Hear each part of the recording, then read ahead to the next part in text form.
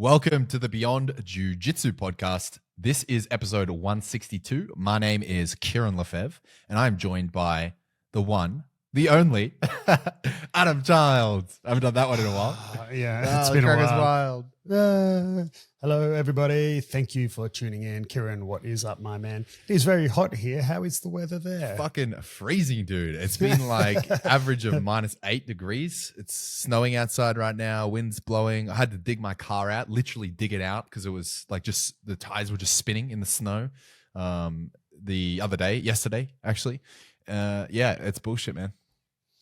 I don't know if you like how much domestic Australian news you get or access or read while you're over there, but it was zero. So Saturday, I think it was here in Sydney, it was the hottest day in the last 4 years. How hot was it? I think it was 44 or something. 44 degrees. Holy shit. It was pretty hot. It wasn't 44 where I live. I think it was like the news said it was 40 in the city, maybe 41 in the city, and then 44 a bit further out west. But damn. Luckily for me, I went south I happened to be going south on that day, so it wasn't as bad south. It wasn't too bad, and my house has air conditioning, so it's all right. But yeah, I prefer. Do you prefer the cold or the heat? The heat, bro. No, I prefer the cold. No, not this fucking cold. You don't. Trust me, dude. Like it was so cold that your like fucking nose hairs start to freeze. That's how cold it is. Like, I'm not kidding. Like you go outside, it's like -20 outside. It's ridiculous. No, you don't. I thought that it was going to be fine, but it sucks, man. It sucks.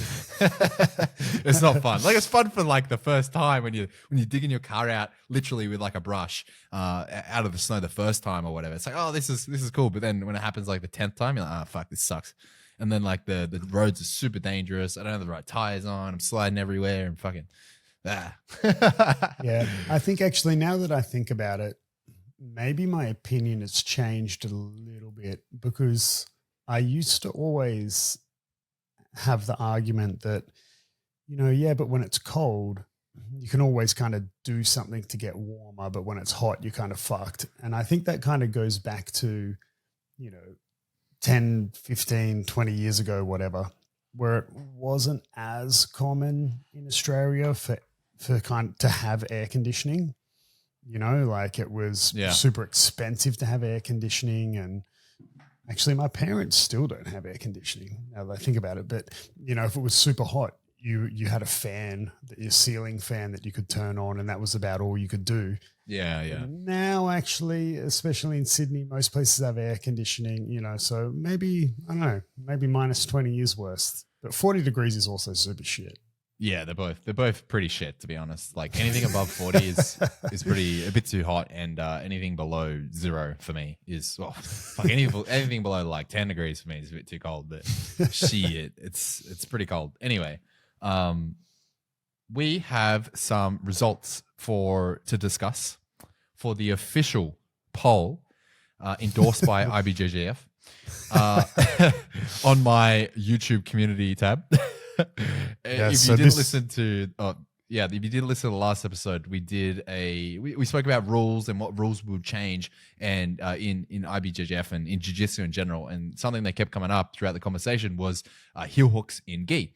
So we decided to sanction an official poll or a survey or a petition, if you will, to change the rules. And the poll was, should heel hooks be legal in the gi? And we had 400 votes. Did you actually? Very good cross section of the jiu-jitsu community. We had a few comments as well. Mixed opinions, but let me put it to you without cheating, Adam. Hopefully you haven't seen it. What do you think the results were? Probably like 70+% of people saying that it should be allowed in the gi. 61% voted yes. And 39% voted no. Lower than I thought it would be.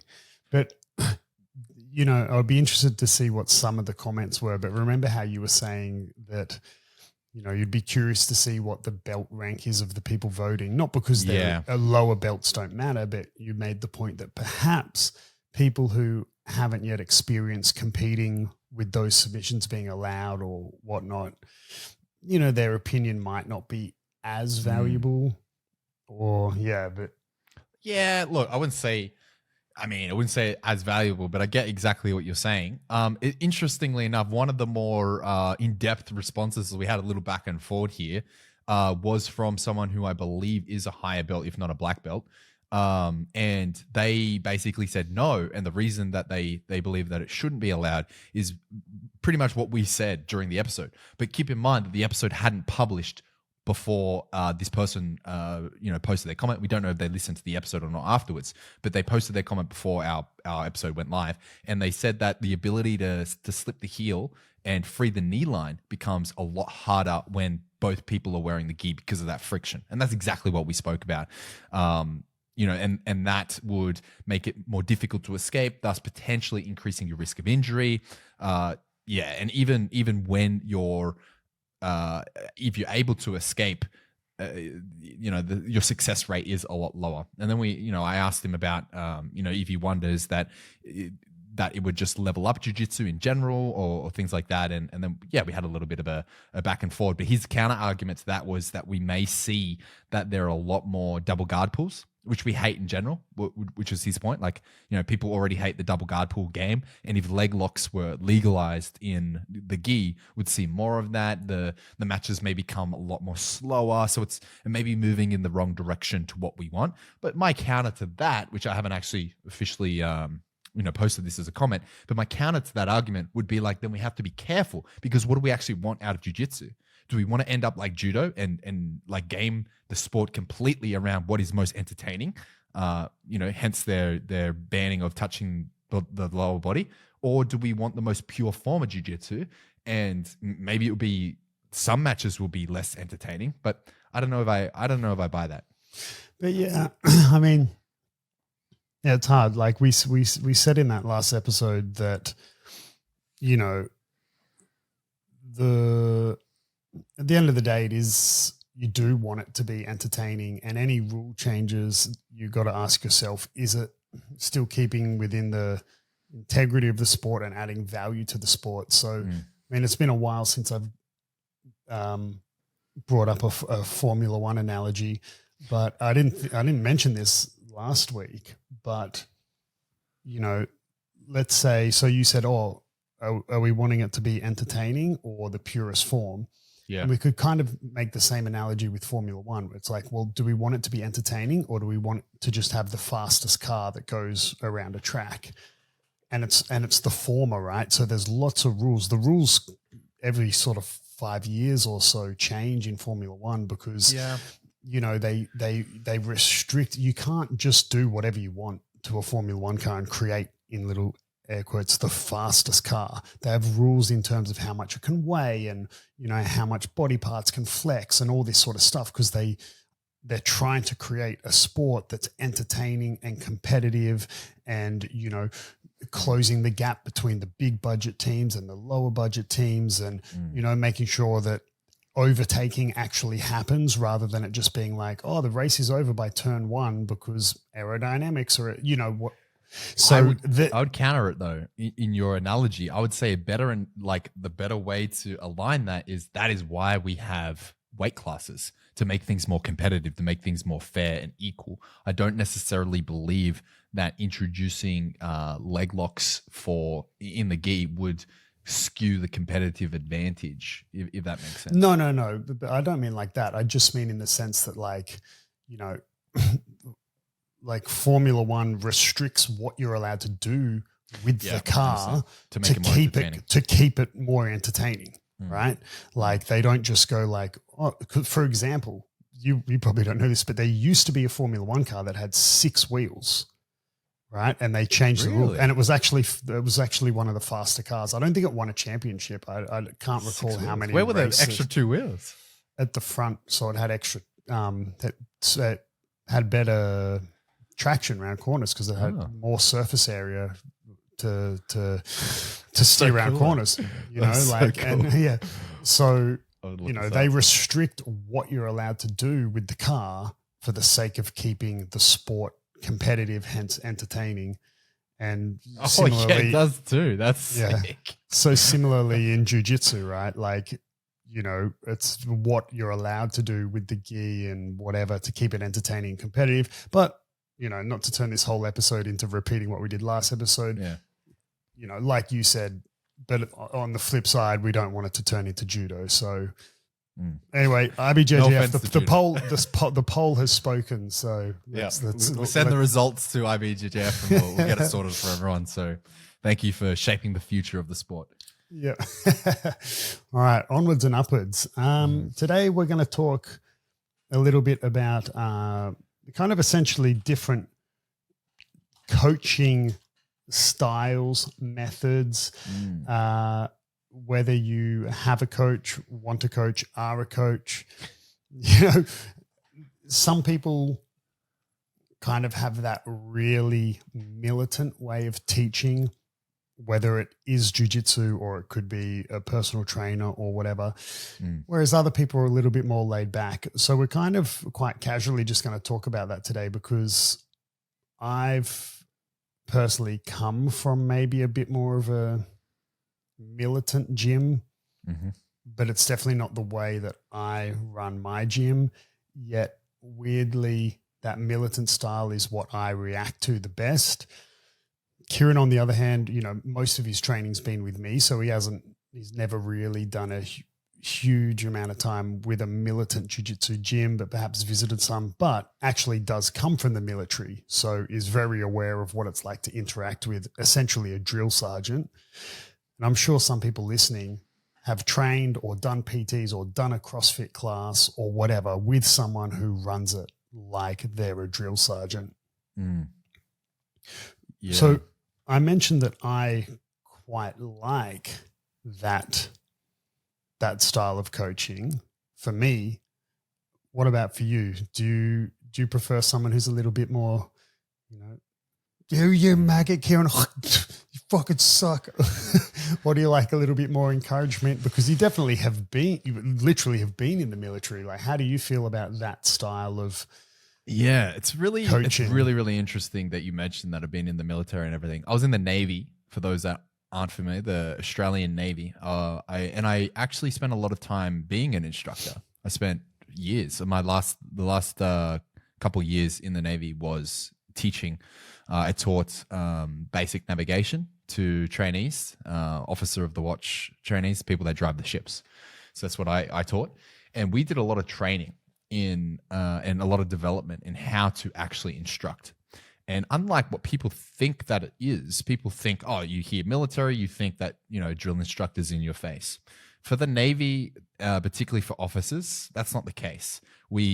Yes, there is a lot of structure. There's a lot of like taking orders, and I've delivered many, many orders throughout my career, very like direct, depending on the situation. But it's not, you know, people aren't in your face screaming or anything like that. But again, this is coming from my perspective as an officer type in the Navy. So yeah, I can't speak for different branches. Yeah, it's very, very different. And that's not how I taught the trainees at all. Like giving them very militant, what you would think of militant orders and directions. We actually took it to, I don't know how true this air quotes science is, but during my time there, it was during this interesting phase of development. Anyway, I'll get to the point.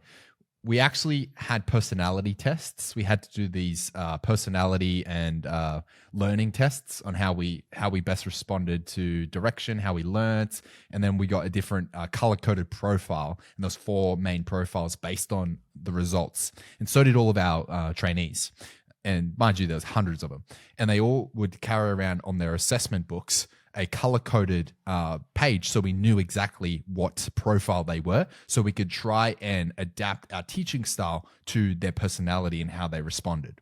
And keep in mind, this isn't for all the Navy. This is for my particular branch because there's a lot of money that gets injected into it. It's a lot of, you know, high pressure, high stakes sort of environment. So our training was like 3 years long. Anyway, and I don't know if it worked or not, but I don't know. Maybe it was a placebo, but it kind of did a little bit. And what you're describing is what the profile that we called like direct, and the color was red appropriately. And those people responded well to just tell them exactly what they did wrong, tell them exactly how to get better, right? Then we had other profiles and other people that wanted a more softer approach, wanted more like they thrived on compliments, they thrived on encouragement, right? And yeah, I don't know, man.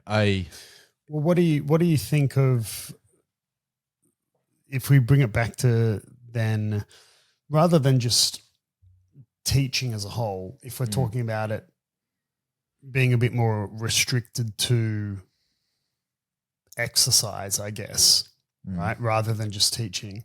I mean, what is your opinion of, things that I don't imagine you've done, because I don't believe it exists in the Australian military, and I definitely haven't done, but things like the infamous like Hell Week, it does. It exists. And so what do you think about that sort of training? For those who don't know, Hell Week is, it comes up in every second David Goggins reel or something you see, but it's essentially who's going to carry the boats, Adam? Who's going to carry the boats? That's what I believe the American Hell Week, the one that you get the most, that's online the most, is 7 days, 10 days of essentially sleep deprivation, going into the freezing cold ocean, and just essentially torture for 10 days or whatever it is what it appears to look like. Navy SEALs, like heaps of special forces around the world, have some form of Hell Week or a variation thereof. In the Australian military, in the Army, for the SAS and commandos, they have their variation of that. In the Navy, we have clearance divers. They're not special forces, but they're like what in our context, our elite unit, if you will. And they have a form of it, but it's only it's a week lead up to our Hell Week is condensed into like 3 days, but it changes all the fucking time, depending on who's in command at the Chief of Navy level or whatever. But so I don't know what the status is of it now. And yeah, I think it's very appropriate. That sort of initiation testing period is very appropriate for the role that they're trying to get into. If you're trying to be a Navy SEAL, if you're trying to be an SAS soldier, then yeah, you got to pass the gauntlet. That's a part of it, because it tests so much more than just your physical. It's not really a physical test at all. It's a mental test.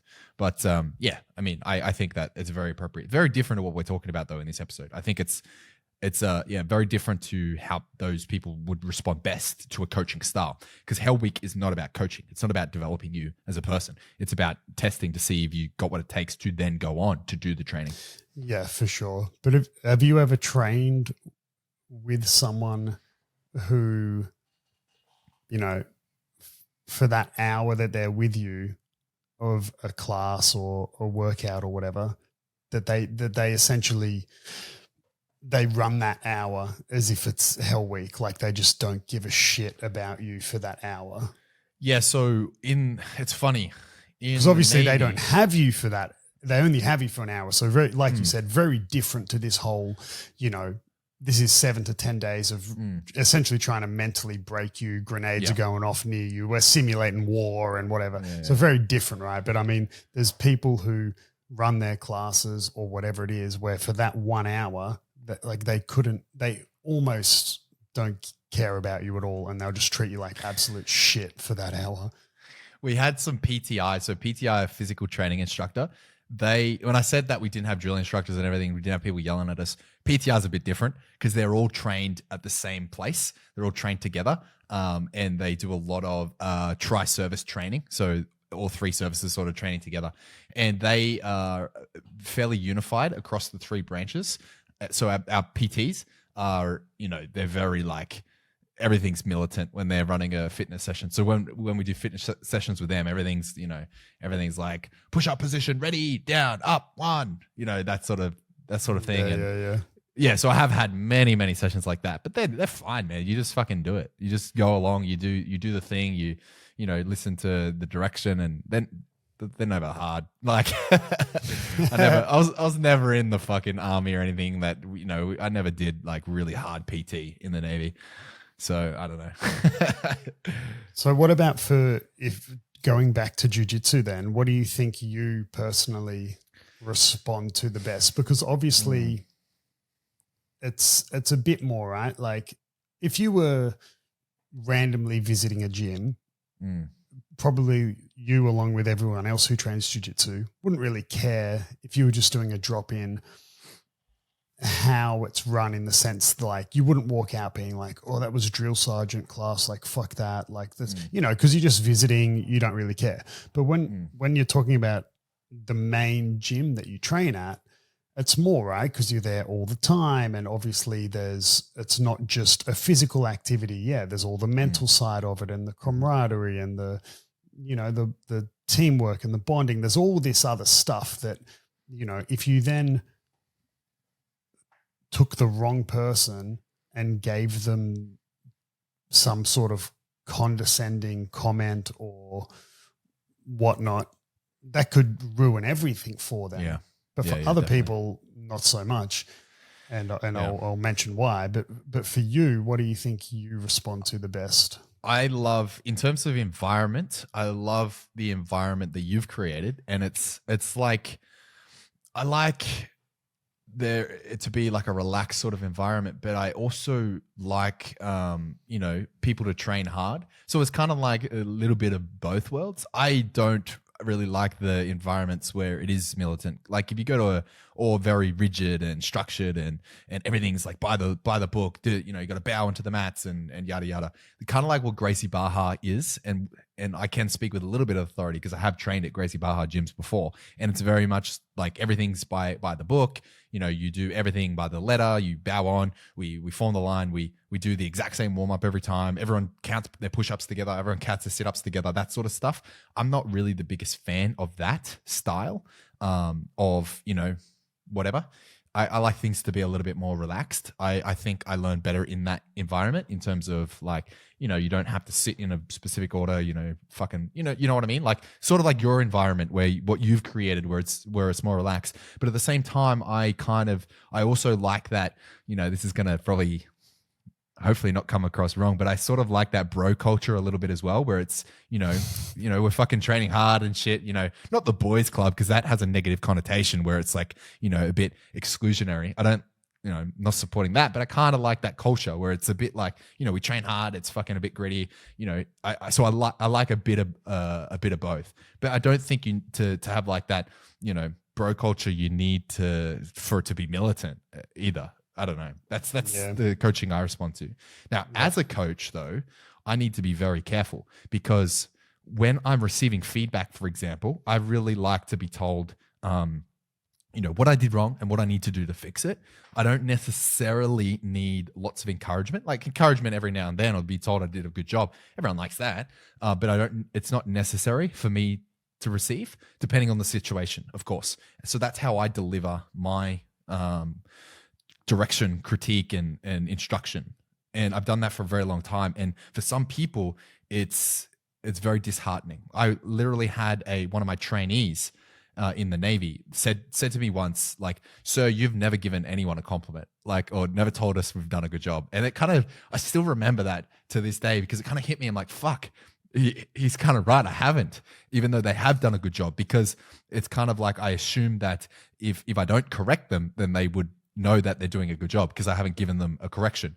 But that's not the way people work. So I'm very careful when I'm giving feedback to students, trainees, or clients or whatever to try and structure in a way that I draw out the positives and bring emphasis onto what they're doing well, and then give encouragement on improvements rather than just be like, hey, like fix this sort of thing. You get what I mean? Yeah.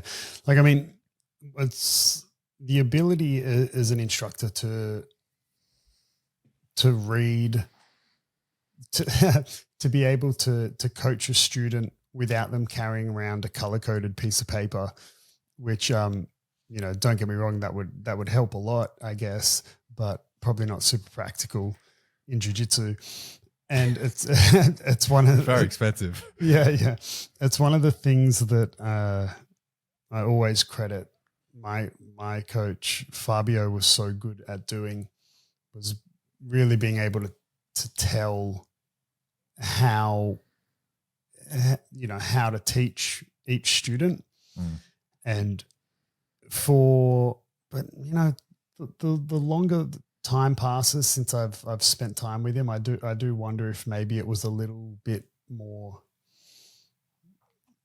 just half. And what I mean by that is, did he teach all the competitors the same way and then all the non-competitors the same way?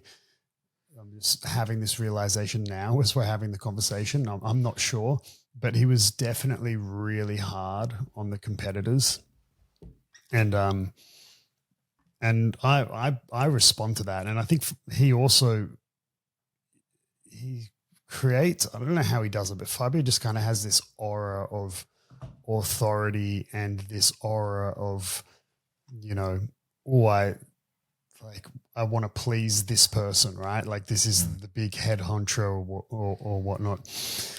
And yeah, he was really hard on the competitors. And I personally responded quite well to that. That sort of that coaching that essentially constantly, it's actually not healthy when I think about it, but that sort of coaching style that is essentially constantly making you feel like you're a piece of shit, but you're just trying to, you're so stubborn. You keep trying to prove that you're not a piece of shit. Yeah. And, you know, and every now and again you would get that good compliment. Like I remember one time I was, I think I was a blue belt at the time, maybe. And I was rolling with this purple belt who would have been, I don't know, like 20 kilos heavier than me, 15, 20 kilos heavier than me. And which I know a lot of people train with people heavier than them all the time. Yeah. But when you have such a big competition team and a lot of guys preparing for comps, you were quite often, at least at my time at the gym, you're quite often restricted to training with people much closer to your weight because you're always trying to simulate the competition environment. And I was rolling with this guy. It's like, 15, 20 kilos heavier than me. And I just did this huge overhead sweep on him, like was just massive. He flew so far. And I remember just getting that big, like, you know, like, yeah, nice Adam from Fabio in the background. And I was like, just fucking do, you know, and you're like, you know, punching the air. So I respond to that as well as with any sort of conditioning training as well. But I think it's a little bit different for me with conditioning. Like my colored belt journey through jiu-jitsu was definitely more to do with what I just said, this feeling of trying to prove that I wasn't a piece of shit. And I don't know, maybe that's just part of my personality. I've always, a lot of my humor is poking fun at myself and putting myself down. So maybe that's all sort of interwoven in the way that, you know, my brain works. I'm not really sure. Whereas when it comes to conditioning, it's kind of like I hate it so much. I really, and we've spoken about this whenever it's come up in the 100+ episodes. I don't particularly enjoy exercising as a whole, really, let alone things that are lactic acid inducing, like strength and conditioning. And so because I don't enjoy it at all, I kind of revel in like the punishment of it. And when someone else makes it even harder, it's kind of what makes me get through it. Like yes, spit on me. Yes. Whereas if I get words of encouragement, like that doesn't help me when you're telling me to do that one extra rep of something, or, you know, push for that extra 30 seconds. Those like, come on, man, you can do it. No, like I respond way better to someone telling me I fucking suck. Yeah. And, you know, you're a joke. And in saying that, just give up. You suck. Yeah. But in saying that, like sometimes, at least for me, that makes me walk a bit of a line of sometimes like that breaks you, you know? But I had a conversation might have only been yesterday. Yeah. Yesterday actually with one of my friends, and we we're just talking about running. And for the regular listeners who we did an episode recently about the importance of asking why and understanding why you do certain things. And I said that I've started to go for a run like once a week, but I really don't like it. And I was saying to him, I was like, oh, I just casually said, oh, fuck, I got to go for a run tomorrow morning. I fucking hate running. Just kind of said it like that. He was like, oh, man, do you listen to music when you run? And I said, nah, I don't. He goes, oh, I do. I measure my run by songs. He's like, yeah, the average song is like 4 or 5 minutes. I run for 4 or 5 songs or something, 20-minute run, whatever. And I was like, nah, man. He's like, so what do you do while you run? And I said, I just fucking bathe in how much I hate it. I just plod along. I mean, it's not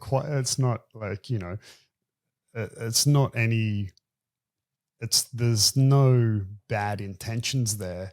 But for me, it's just like, seems like a waste of time to try mask, like to try to, I'll try to trick myself into liking this because I will be listening to some music. It's like, nah, man, this fucking sucks. I'm just doing it, but that works for me, whereas if I tried to find the fun in it, I probably wouldn't do it at all.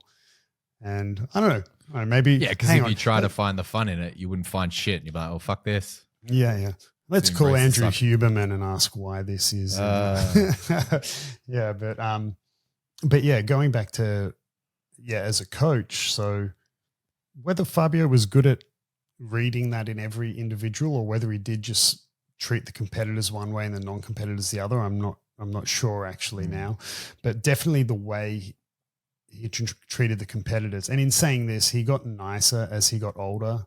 And I don't know if that was to do with getting older or just, losing a bit of passion and drive for how aggressive he would coach. I'm not sure.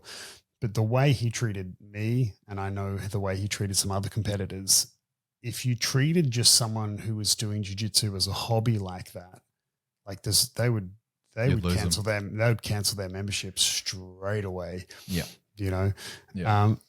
And it was never something I was taught to do, but I kind of naturally, I think, I'm quite good at understanding how certain students need to be coached. So for you in particular, like, it's not even like I had to read it out of you or you've verbally told me. It was very easy to see early on that you wanted really direct, specific, whether it's detailed or just like, a concept or whatever, but you wanted very sort of clear, almost bullet points of, of direction. And it's it was very easy to see that was the best way to coach you. But also I feel like for you, there's also room for like put down, like I feel like as well, there's certain things that the shame and embarrassment of how it happened is the thing that makes you make sure it never happens again. Like it's not like, and for anyone listening, I'm sure, hopefully Kieren will back me up. It's not like I've ever been like, guys, look at Kieren. He did this, not that, but I mean, sometimes maybe I might point something out. I'm like, dude, like, what the fuck are you doing? Like, man, like, just like, come on, like, or something like that, and that clear shock that you might see in me of like, oh, fuck, we'll make sure it then never happens again. So it's not like it needs to be all just this very robotic, like, do this, Kieren, do this, blah, blah, blah, step 1, step 2, step 3, very direct. Now go fix it. Whereas I have other students who I know need heaps of compliments and words of encouragement and like, man, you're doing fine. You're being too hard on yourself, whatever. So yeah, you definitely have to. Exactly right. That's exactly right. Yeah. Adapt to the individual. Yeah. And other people are just a complete waste of time. Yeah, not wrong. Some of the most valuable lessons that I've learned that I still carry to this day, whether I learnt them like at white belt from you or whenever, like I still remember some of them where you like after roll or whatever, you've noticed like a trend over the last few weeks. And so we have like a tough roll and you sit me down like, all right, bro, like you need to sort this out. Like why are you doing this sort of thing? And like sort of, talk me through it. And it's not like it's a little bit of that disappointed dad. And it works very well. Very well. Yeah, like I'll give you another example. I don't want to mention the name at all, not because I'm going to say anything bad, but like there's this one particular thing with a student at the gym that I've mentioned a few times and they're a good competitive jiu-jitsu practitioner as well. Not someone pursuing it as a career, but someone that, is very good in the gym. But this thing I've mentioned a few times, like, you need to fix this, and not just say you need to fix it. I'm like, this is how you fix it. It's a very easy thing to do. It's not a complicated thing. But they're still not doing it. With this person, I kind of just have to keep being like, yeah, but I need you to keep working on this. But if we took that exact same position, technique, or whatever with you, at this point, I would probably be like, dude, like, how many times do I have to fucking tell you? Like, dude, like, you're still fucking doing it, you spaz, right? I'd say something like that. And like, that would work for you, but I wouldn't say that to this other student. Yeah. Not because they would necessarily cancel their membership, but I don't feel like it's the best way to teach that person.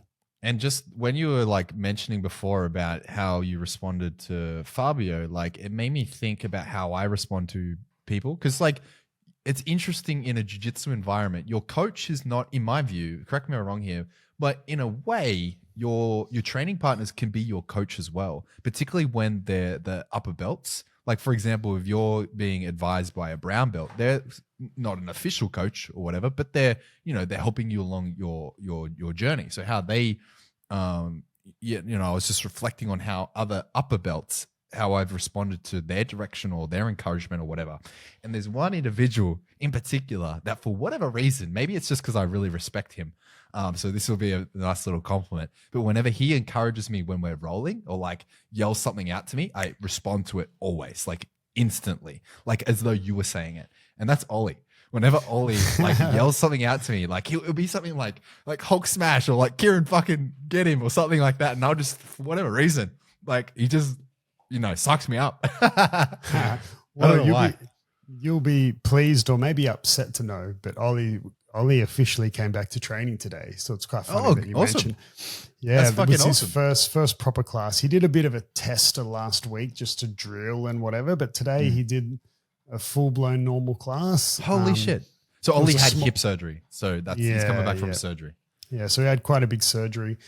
Small class, though. I mean, it's December, so like a lot of gyms, it's a bit hit and miss whether it's a busy or not. So pretty cruisy class, but he still did the normal class. He did, I think, 4 or 5 6-minute rounds, and everyone who was in the class was people he trusted. So there wasn't any, potential really for injury in that regard. Like, he wasn't going to roll with someone who was going to try banana split him or something. But yeah, it's the reason I said it. Why you might think it's not good news is because your knee's all messed up, and wanted to come back to Sydney, beat up Ollie, whatever. Yeah. And I'll still beat him up. Beat him up with one fucking knee. He'll have a shit hip, I'll have a shit knee. It will fucking balance out. But that's funny. That's funny. But that's funny you say that, because I think by default, not by default. Yeah, sort of. By default, you respect your coach. Otherwise, you probably wouldn't train at that gym. Yeah. And you would go train somewhere else. But you don't necessarily by default respect all the upper belts. Like, obviously, even when I was a white belt, right, and there were purple belts who I could beat in a roll, I still respected them for their time on the mat, and the fact that, even at white belt, I decided I was going to pursue jiu-jitsu. So even as a white belt, I was started to train really career focused, whereas this purple belt might just be a hobbyist or whatever. But, so they still might technically know a lot more jiu-jitsu than me, just because they might lose to me in a roll. Doesn't mean I'm better than them. But even the ones who I kind of didn't get along with, or I thought they didn't know shit about jiu-jitsu or whatever, like, I still respected them. Well, firstly, as a human being, but also just the fact that, okay, they've done their time and someone gave them their belt. I once had someone try to give me back their belt because they felt like they didn't, they had left a different gym. And actually, I've had multiple people do this, and they started training with me, and they were already a whatever color belt from a previous gym, and they felt like they didn't meet my standards or the standards in the gym. And that's not to say that my standards are crazy high, or, I mean, I think they're higher than a lot of the local gyms in the area, but, you know, whatever. And yeah, I said, you know, and obviously I think it's pretty obvious that I always refused. You know, I said, no, man, like that's your belt, and you know, you deserve that belt. Someone at some stage deemed you worthy of that belt, and they awarded it to you. And you know, it's not for me to take it off you. And you know, like that has nothing to do with me. You should wear it proudly. And you know, if you don't feel like you're up to that standard in the gym, like that's okay. Like we'll work towards it, but you still get to wear that belt. You earned it, you know, like, and it's happened to some people who have just changed gyms, but I've seen it as well from people who have gotten, let's say, their brown belt, but then they quit jiu-jitsu and they come back after 20 years off. And it's like, you know, I get that a little bit more, that they don't feel like a brown belt anymore. And I'm like, yeah, man, I 100% get that. You're essentially like, if I picked up skateboarding again that I haven't done in 20 years, I'll be terrible. You know, like I can't do what I used to be able to do, but hey man, you still made it all the way there. You still get to wear that rank, you know, but you just might not be able to perform at that level, but that's okay. I don't know how I got onto this tangent. Completely lost how I got there, but anyway, keep your belts, people. Fuck, I don't know. I got so lost. I really don't know how. I've met heaps of people that feel, you know, like a little bit of imposter syndrome the higher they get, because for whatever reason, many different reasons, I've had people, you know, not confide in me as a secret, but just like express that, yeah, they just don't feel like they're a whatever belt, like whether purple, brown, fucking even blue, you know what I mean? So I think it is fairly common. And if you do feel like that, if you sit there and think maybe I don't deserve my belt, and we've addressed this before on episodes and even questions, I believe, on the Q&A episodes about people maybe not necessarily feeling like they are, you know, at the standard that their belt represents. But what I would say to that is, if you respect, and we've said this before, but if you respect your coach, then you should respect who awarded you the belt. You should respect their decision to give you the belt. You know what I mean? You should respect their opinion of you. Yeah, 100%.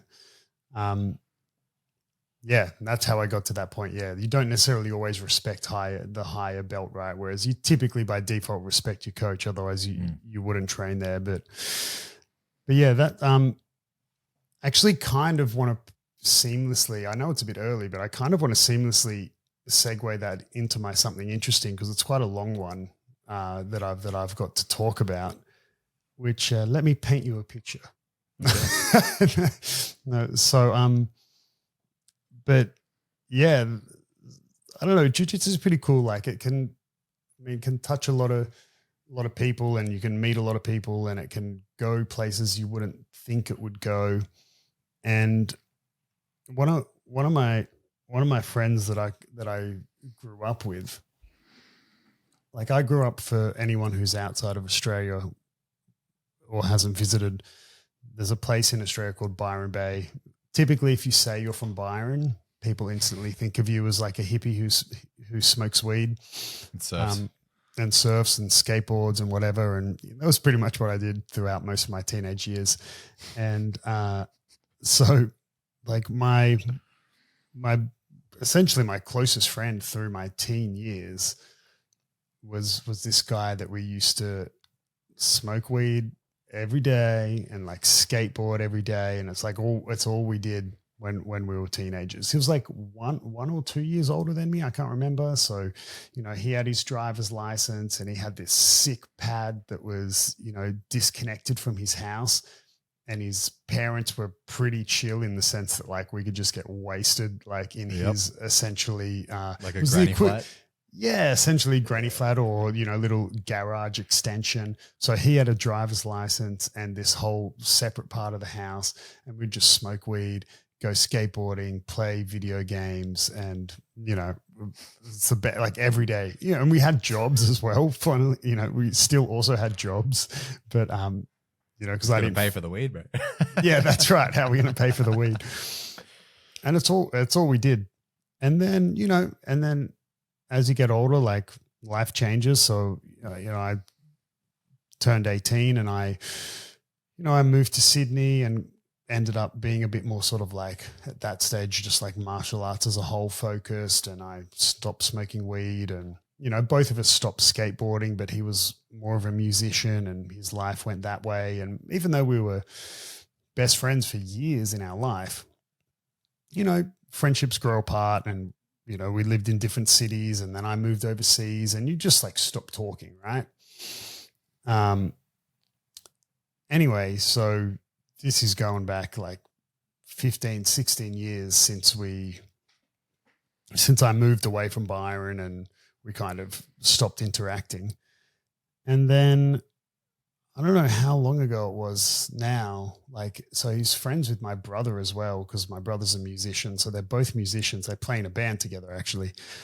And like maybe 2 years ago or something like that, he just randomly messages me out of nowhere. I haven't spoken to him for years really. And he mentions that he started training jiu-jitsu and he's like, hey, you train and whatever, blah, blah, blah. And the conversation just started like that. And I was like, yeah, dude, yeah, that's fucking sick. Anyway, cut to last week. I give a shout out to my boy. I won't mention his name because of the amount of drug implications I mentioned in the lead up, but I mean, any of my childhood friends would know who I'm talking about, because, but it doesn't matter.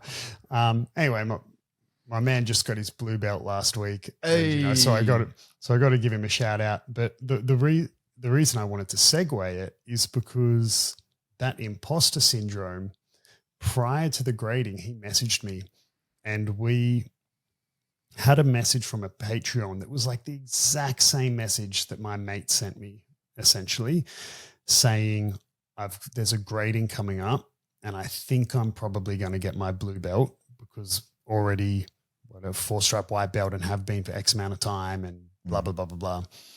But I don't think I want it because I want to compete more at white belt and I still feel like I've got so much more to grow and this and that. And my response to both my friend as well as the Patreon was that, well, firstly, the exact thing that Kieren said. If you trust your coach, right, you should trust their decision as to whether you should be this belt or not. And the other thing I said, which is the perfect analogy to describe it, because both of these individuals said, I want more experience, like competing at white belt before I go to blue, blah, blah, blah. I said, well, it's not necessarily always that linear and it's not that actual big of a difference. And I said, have you ever played one of those video games where you need to kill monsters or enemies or whatever to gain experience to level up? And sometimes you go out of your way to go to an area of the video game that is more difficult than your character should be able to deal with. Right? But you go there because you get more experience for killing those enemies. You get more bang for your buck. It's a better return on your investment. So you actively go to a harder area to get more experience in return. I was like, sometimes that's also what it's like. Like sometimes going from white to blue, it's not really a difference at all. You go do a comp and you realize, hey, everyone's just a spaz at blue belt. It's the same shit, right? Or sometimes it's a little bit harder, but like, that return on time investment is going to be way more valuable. So you're going to level up quicker in the process. But yeah, so they both had that imposter syndrome. And even I did. When I went from blue to purple, I was passed over on multiple gradings leading up, like when I'd been a blue belt. And, at that time I was for sure one of the best blue belts in the world. I was definitely the best in the gym and, I was podiumed at Pans in weight and absolute, and all my teammates who were all, previous and current world champions of colored belts and black belts are like, man, you got to go to Worlds, which I didn't go, but they're like, you got to go to Worlds. You're 100% going to win. I would won all the São Paulo circuit competitions, which, São Paulo is like 35 million people. Like, so it's not some small local tournament in Brazil. And in Brazil, yeah. And even when I eventually got my purple belt, I was still like, oh, like, am I am I really I don't know, man. I don't think I deserve this. And so like, I think I would be at the more extreme end of kind of in that particular anecdote. I'd be more at the extreme end of, man, how is there's no room to question that belt. But even I was questioning it. So of course, someone who's maybe a bit more of a hobbyist or whatever, you might feel some level of imposter syndrome, but 100% trust your coach, right? And, and otherwise find a different gym. But that was my something interesting. Just the fact that I got this whole, 30-year, 25-year arc of a friendship that was, it's not like it ended, right? But life moves on. You fall in and out of contact with people, but then, and now actually, I believe from the time this goes up, he'll be a few days away from coming through Sydney. He's going to stop in at my gym, which is actually the second time he'll be stopping by. But the first time he came by, I just had knee surgery, so we didn't get to train. So he'll be coming by. Well, he's got a fresh new blue belt, so he might smash me. He has some extra powers. Yeah, but shout out and congratulations. yeah, that's right. That was my something interesting. Jiu-Jitsu that was touches interesting. people. I enjoyed that. Yeah. That was my story. Yeah, no, that was really interesting. I enjoyed that. Feel good transformation, if you will. Yeah.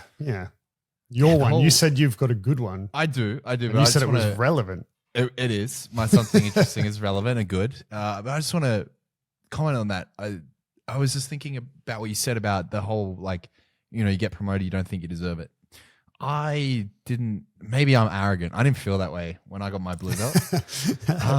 I felt like, I was like, yep, sweet, nice. Thank you very much. Obviously I appreciate it. But I was like, yep, here we go. This is where I belong. You know what I mean? That's how I felt. And maybe I'm a fucking piece of shit. But then when I signed up because I signed up for a competition, literally less than 2 months after I got my blue belt. So I competed within the first 2 months. And we've spoken about this before as well. And even people at the gym, your gym, have said this to me, I just got promoted, so I want to wait a little bit before I compete. I'm like, fuck, bro. Opposite mentality.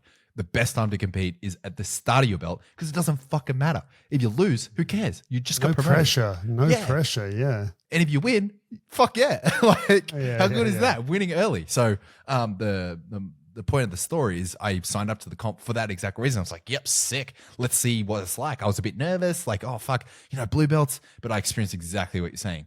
The level difference was almost, I didn't really notice it. And I won my first competition at blue belt, dominated all subs all the way. And, it felt great. And then it's funny when you compete a lot in the same circuit. Jiu-jitsu in Sydney is popular, but it's not like there's millions and millions of people that train jiu-jitsu. So, and out of those people that do train, not everyone competes regularly. So you start to see the same faces. You start to see the same people. You follow them on Instagram. You follow their belt progression of people that you know. And it's really funny that the longer you compete for, the more you start to see all of the people that you compete with get promoted. And then it's like a domino effect. It's like one gets promoted, then the other one gets promoted. And then you have almost reversed imposter syndrome where you look at them and be like, you're not that good. You're not a purple belt. What are you doing? Yeah. The guy that I beat in the first competition at blue belt, he went and did another competition after it and he won that. But it was during COVID. So traveling was difficult. But anyway, he won that. And then literally after he won it, he got promoted to purple belt. And I saw that. I'm like, hang on a minute. What are you doing up there?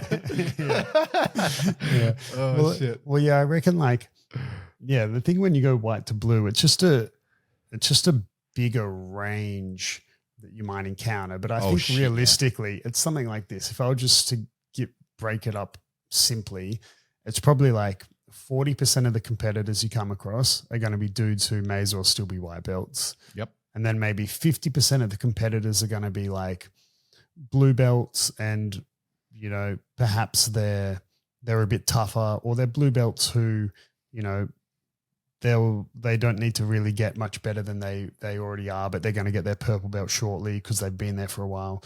And then maybe 10% of the dudes you come across are going to be the guys who are elite blue belts. Potentially in some gyms, the dude may as well be wearing a brown belt and no one would blink, 5 to 10% of the dudes you come across are going to be that.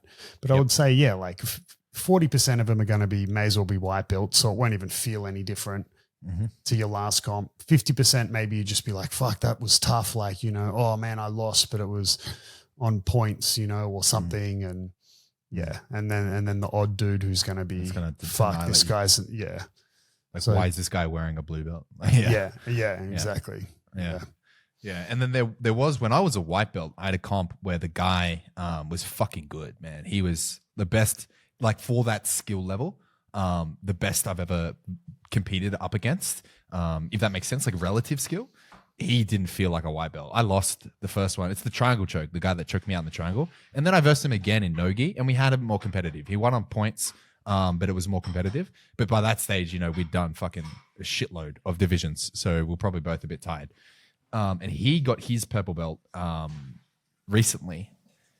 Like, I want to say a couple months ago, maybe. It's fairly recent. Maybe 4 months ago. But he was a very senior white belt when I versed him the first time, and I was like a 3-stripe or something, and he'd been a white belt for like 2 years. Anyway, the point is that to your point about levels within the game, he's one of those guys that's going to be like that 5% because he won, I believe he won worlds at blue belt, and then he recently won. He got his purple belt, and then the same month he got his purple belt, he competed at Pans at purple belt and won his weight division and absolute. Like, holy shit. Yeah, man. He's fucking good. I got to get his name and give his Instagram a shout out because he also posts really good instructional stuff on Instagram, mostly no-gi, but very fucking good. And he's the type that you're describing there, Adam, where he's like the 5%. He's a career jiu-jitsu guy. Like he wants to open a gym. I remember we spoke about this at length. Like, he's super focused. He trains in the States. He trained at what is it, Pedigo Submission Wrestling. He trains a B team. Like, he's all in, and he's fucking good, man. And he's a purple belt, right? But at any other gym, he could easily wear a brown belt, maybe even a black belt at some gyms. Perfect example. Yeah. All right, I want to hear your relevant something interesting. Oh, right. What is it? It seems like only yesterday that Spotify Wrapped released for 2022, but it's a new year. We have our 2023 Spotify Wrapped. Now, I remember last time on the podcast a year ago that we spoke about this, and I enjoy people's Spotify Wrapped. I don't know why it gets so much hate. There's always, every year, the same memes pop up about, how you think people are going to react to your Spotify Wrapped, and it's like someone going over the top. I enjoy it. I get new music inspiration. I get new podcast ideas from people's Spotify Wrapped. So I enjoy them. But I'm not going to talk about my personal one. I'm going to talk about our podcast Spotify Wrapped. About everyone listening to this, you are involved in these numbers. You're involved in these data. So we'll play a little game. I have all of our information here. I've gone through our Wrapped. It's private on our Spotify podcaster. So I'm going to ask you, Adam, some questions, and you need to guess which episodes were our most popular, a percentage of how much we've grown, etc. You ready? Shit. Okay, I was not prepared for this. Exactly. That's why it was irrelevant, something interesting. Of course you're not prepared. If you're prepared, it's not fun. So no cheating. I want to watch your reflection to make sure you don't open anything on your browser. Make sure I don't alt-tab. Yeah, alt-tab. Fuck it. I'll see the colors. Okay, so the first one is, what was our top episode from 2023? Not necessarily what was posted then, but what was our number one episode in terms of the amount of listens for that year? Oh, fuck. Man, like what? I can't even remember. I'd have to go through some of the episode names. Like, Jesus.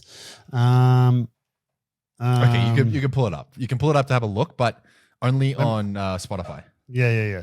Okay, give me 2 secs. Let me just scroll through some podcast titles from. I'll give you a clue. It was one we released this year as well. So it was published this year. Is it one to do with ecological learning? No, it's not the ecological episode. That got a lot of traction on YouTube for all the wrong reasons, but it's not that episode. But hurt Gordon Ryan. I see your strategy here, but no. Do you want me to give it to you? Give me one more. All right, one more guess. One more guess. Jiujitsu saved my life but destroyed my body? No. It was episode 128. Oh, what I learned from John Danaher, very start of the year. Oh, okay. Yep, that checks out. Well, I wasn't too far off with the sort of, in terms of, I went with the clickbaity titles with, ecological, Gordon Ryan. Yes, the names. Yep. What people will click. What I learned from John Danaher. That episode had 622 more percent than our average episode. So in terms of our listeners, it was 6.2 times more popular than our average episode. So huge boosts for the podcast on that episode. Heads up, putting the name John Danaher in all our titles. Beyond John Danaher. Yeah. And 70, I'll just give you this one because I can't figure out how to make you guess it. But 72% of our current listeners, people listening to this right now, discovered us in 2023. 72%. Really? Yeah, really. That's awesome. And sick. Thank you, 72%. The rest of you, fuck up.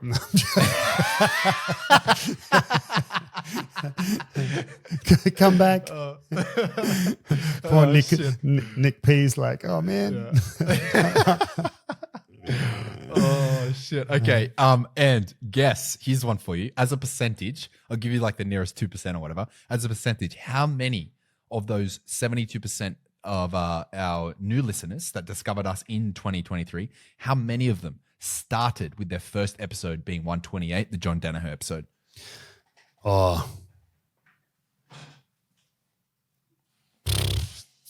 43%. Oh, no. That's a bit high. No. 13. 13%. Oh, well, I was going to go higher. Pretty big. I was thinking most people came for John Danaher. 13. Oh, that's but stayed for the banter. But yeah, so you're one of those people. You're one of the 13%. Now, here's a really good one for you. What is our top country streamed on Spotify or across all? So all this data, it excludes YouTube. I just want to clarify that. Right. I feel like it's probably not Australia. I don't know. Surely it's not the US. 26% of our total streams come from this country. And it's not as I feel like it's going to be something whack, like in Germany or something. I don't know. The Germans are like, what the fuck, bro? What do you mean whack? Germany is pretty whacked. I don't know. Oh, shit. Let's go. I love Germany. I don't know. Come on, Poland. Bro. I don't know. Poland. No, dude. It's Australia, man. It is Come Australia. on. It's Australia, bro. It's not Poland. I was thrown for a wobbly. I was like, no, maybe it's not. I was like, I thought it's obviously. Come on, man. Out of the US, Australia, Canada, the UK, you went with fucking Poland. I thought it was. My wife's laughing at you. Like, what the fuck? I thought it was a trick question. I don't know. it's data, bro. How is it? It's not a quiz. Okay.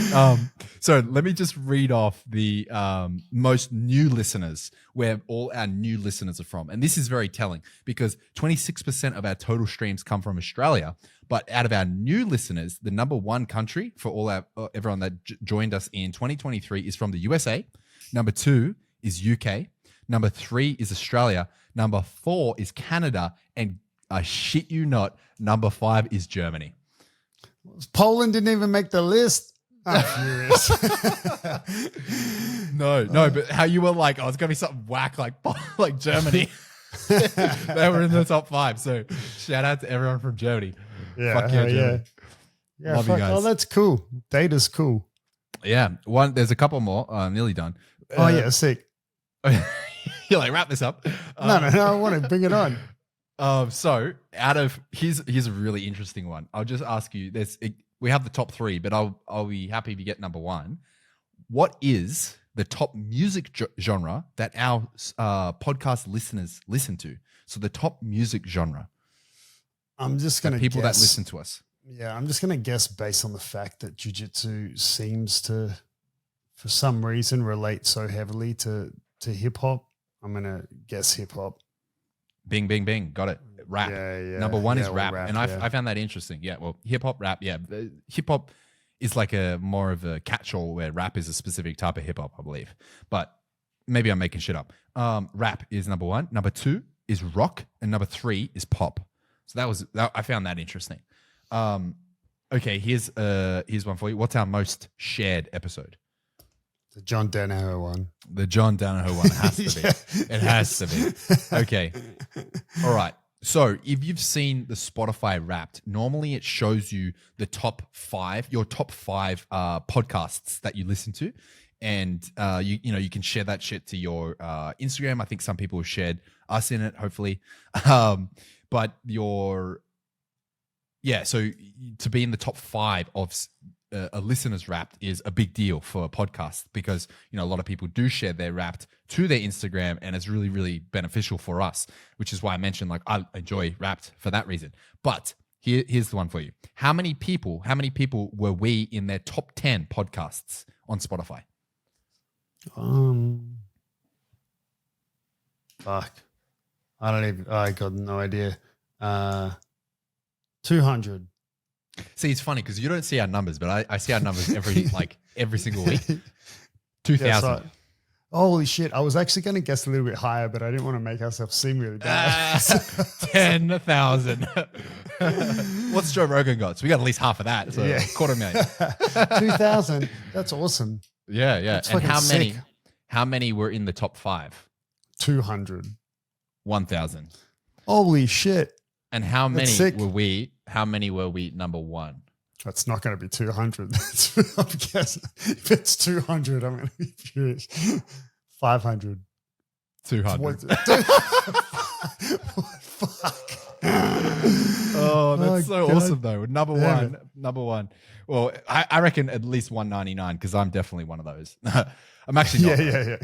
I'm actually not. Our podcast was number 5 for me because I normally listen back to it on YouTube and shit and recording. I don't listen back to it on Spotify.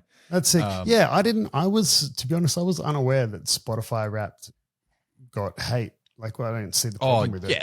Yeah. Everyone people are no one gives a fuck about your Spotify Wrapped, and there's heaps of meme videos every single year when Spotify Wrapped releases. Everyone's like, shut up about your Spotify Wrapped. No one gives a fuck. I give a fuck. So shut up. I like it. I think it's cool. I enjoy it. I don't understand the problem. It's like people just hate it, bro. Well, I mean, but especially because as someone who tries not to use a lot of social media, I essentially don't follow / interact with anyone in social media that I essentially don't know in real life. So like you said, the way you get ideas for new music or whatever. So let's say my brother, for example, who's a musician, if he shared his Spotify Wrapped, I might be like, hey, if my brother likes that band, maybe they're cool. I've never heard of them. I'll check them out, or whatever. Yeah. I don't understand why people hate on Spotify Wrapped. Shut up. Yeah. Spotify Wrapped is cool. Yeah. I love getting inspiration. Like someone who has really good music recommendations is Oleg. He's a blue belt that trains at our gym. He has really good music taste and really into music. So have you ever let Oleg choose the music at the gym? Well, I haven't let anyone do anything at the gym. So I want to say no to that. I let him choose the music once. And was it metal? It was pretty next level metal, which is fine. I don't have necessarily an issue with that genre of music, but there's a time and a place for it. And I didn't feel like the jiu-jitsu class was the time and place for it. I like it. He's given me some hectic suggestions. I'm pretty sure he's the one that told me about one of my favorite bands that I currently listen to. I'm pretty sure he told me about him. He did. He told me about 2 of my top 10 favorite bands right now. So shout out to Oleg and your music taste. I'm all for it. But I do have one more stat that I want to share with you. You better be good. Here's probably the most staggering out of all the stats that we've shared so far is how many minutes of podcasts have we created in 2023 this year?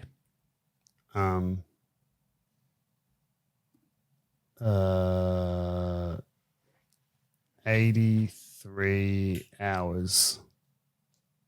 83 hours. Yeah, I mean, don't make me make the minutes. Like, no, but I can do 83. Well, okay, I'll give you. I have the hours as well, but it's not 83. It's not 83. Remember, we did take a big break, and we reduced our podcast to one a week. So 83. You kind of make me disappointed now. No, wait, hang on. No, let me redo the. Yeah, sorry. Let me redo the math. I don't know why. I just instead shot me in the foot. No, just because in my head I was like, the way I connected the dots made no sense. Like instead of going, okay, there's 52 weeks in a year, I just my brain just instantly went to like, okay, what's like a whole number? I just instantly went 100. Okay, we didn't do 100 episodes in the year, so maybe we did 82 or whatever. So hang on. Maybe I don't want you to calculate it, but so maybe 37 hours. So 37 times 60, whatever that is for minutes. Bro, 36.7. Oh, come on, I get that one, bro. That's you definitely get that one. Close. 36.7 rounded up to 37 hours. So what does it work 2,200 minutes. 2,200 minutes of podcasting. So you put on the Beyond Jiu-Jitsu just the episodes released in 2023. If you put on our 2023 season of podcasting, you would need to listen to us for 36 fucking hours. Which is essentially not too different to having a full-time job where you're miserable and underpaid. So listen to it all. Listen to the whole 36 hours. Mate. But, look at us go, bro. Look at us go. We've only got a couple of weeks left in the year. I think we'll have what are we by the time this comes out? It's mid-December. So yeah, a couple more we weeks. Need to go back really quickly. 2024, boys. Where is it? There is an episode where we talk about our goals, right? We did one. We did our goals we've done one for 20. What episode was that? We need to figure out which episode it was released in. Because I have a December episode, which was our positional series. Because I don't know if we did one. Maybe we did one earlier. But we need to figure out, because remember. Well, we did on the 6th of January. We did episode 124, talking 2023 strategies. That's where it is. So you and I need to review that, and we need to do another one, because if you recall, we did a 2022 goals episode way back in 2019 or at the start of 2022, and that's why we did this one this year. So we've fucking released podcasts since 2021, bro. We've been releasing podcasts since August of 2021. How crazy is that? God. And we're still fucking losers. Yeah, pretty much. Oh shit! Well, we even stole someone else. We even stole someone else's podcast name, and we're still here. Yeah, apparently. Yeah. And used John Danaher's to get fucking views. Yeah. On that note, thank you for listening to the John Danaher Beyond Jiu-Jitsu podcast. John Danaher. Thank you so much, guys. Thank you for contributing to all those statistics. Like, that is really awesome. As Kieren said, I don't see the numbers, so it's the first time me hearing that. The 73% of new listeners, if you're still here on this episode, awesome. You OG listeners, don't worry, you're still cool. You can stay. We love you. But yes, guys, thank you very, very much. And we'll definitely have another episode out for you before the New Year's. So don't stress, and we will see you then.